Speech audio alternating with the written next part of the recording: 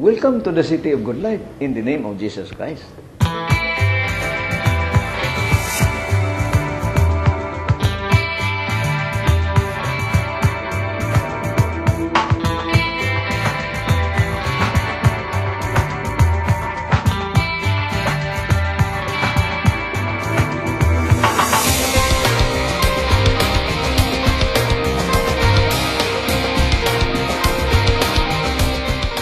To leave a legacy na sa atong edad ug mao nga usas pamaagi nini mao gyud ang serbisyo publiko kumo pinili sa mga katawhan.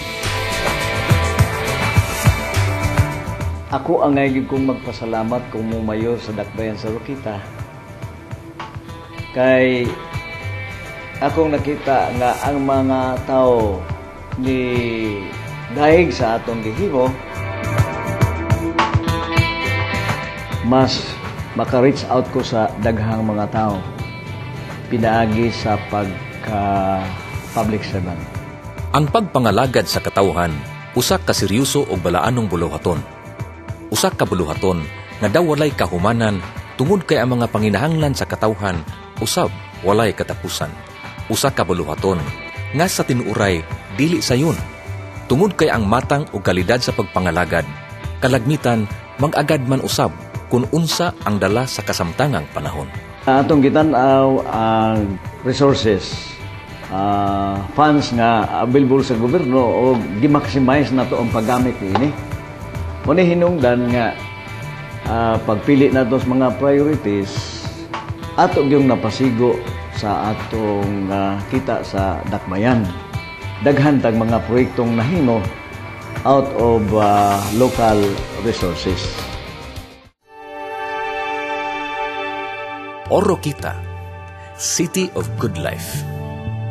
Usa ka dakbayan nga adunay mabulukon nga kabahin sa kaagi sa nasudnong Pilipinhon.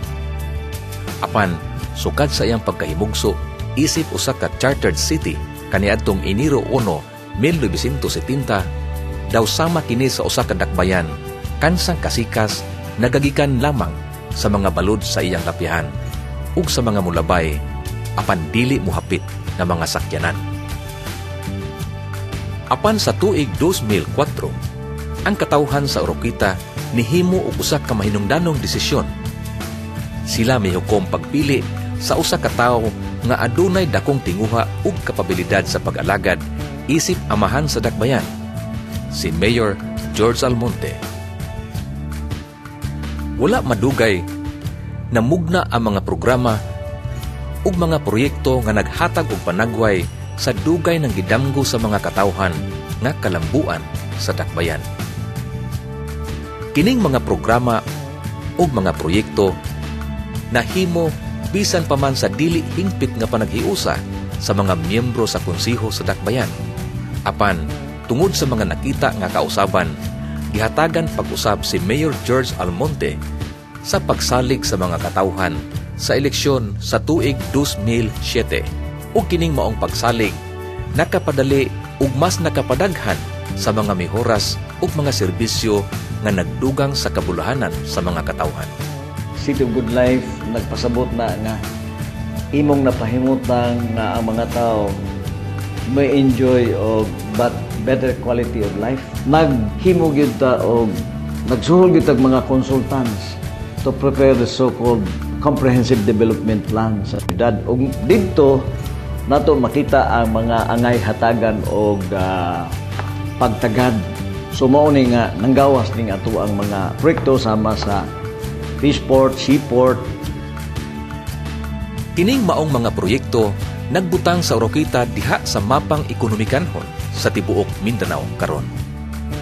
Ang pagdugang sa dagatan seaport nga gituuhang makapauminto og 80% sa gidaghanon sa pasahero o kargamento nga moagi tungod kay kini gipadak-an naman.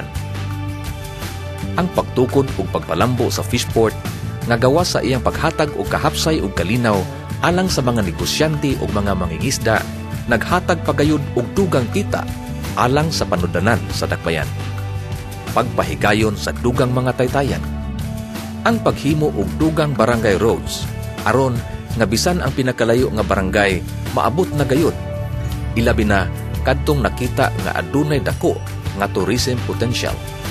Natagaan man tag tulo ka dagkong tulay dinhi sa Oroqueta og ato ning ipahimutang niya ng karsada nga barangay road nga atong gilantaw nga mokonektar ni atong kinalayuan nga barangay nga hantod sa pagkakaron kanang Sibukal.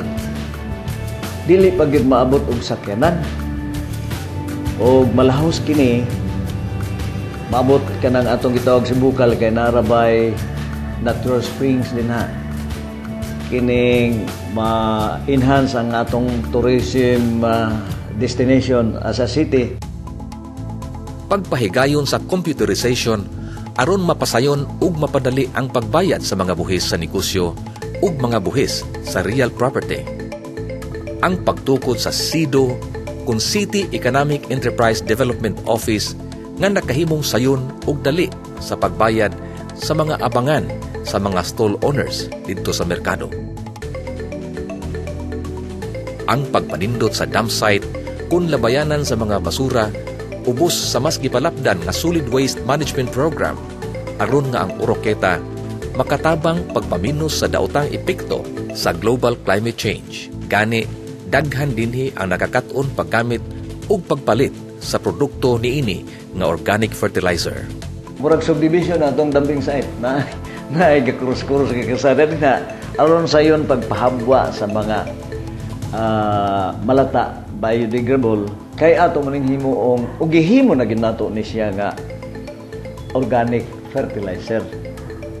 Ang paghimo og usa ka biogenerator didto sa ihawan o slaughterhouse diin kini nagahimo og methane nga usa ka matang sa gas fuel ug nagahimo usab og liquid organic fertilizer nga gipanghatag sa lokal nga pangagamhanan ngadto sa mga mag-uuma. Abi ninyo ning slaughterhouse paglingkod nako wa pa ni mahuman gikan man sa national government. Ato ni siyang gihuman og operational na gyud ang maong slaughterhouse. Ang hiningusgang pag-atiman ug pagpalapad sa marine sanctuary aron mas mapalambo ang bahandi sa kadagatan. Ining closing day sa PALS program naka-access ta nalipay ta kay natagaan tag about 10 million nga grant. Mo nay atong gihimo sa pagpa-improve sa atong marine sanctuary nga naatay function hall, naatay mangrove rehabilitation nga programa. Ug ang pinakadako nga proyekto nga gitutukan karon sa lokal nga pangagamhanan mao ang Oroqueta Town Center. 2 ka ektaryang luna nga gipanag-iya sa Dakbayan. Kini pagahimuon nga usa ka modernong sentro sa komersyo diin adunay mga nagkalain-laing facilities sa gobyerno ug sa pribadong negosyo sama sa usa ka modernong bus terminal, malls, entertainment center, convention center ug daghan pa. Ato manggong naobserbahan nga dinhi sa Oroqueta ang mga tawo nga gikan diri sa north, Zamboanga del Norte, lungsod diri sa Calamba, sa Pangdalaga, Balyangaw, labyanan na gining Oroqueta. Dili sila mudugay dinhi kay malahos dito Dakbayan sa Samis. Gituhuan nga gawas nga maghatag kini og dugang kita sa panudlanan sa lokal nga pangagamhanan nga siguradong dako og ikatabang sa pagpalambo sa Dakbayan. Kini makahatag pagayod og dugang trabaho sa mga taga-Oroqueta nga makapalambo og samot sa iyang ekonomiya.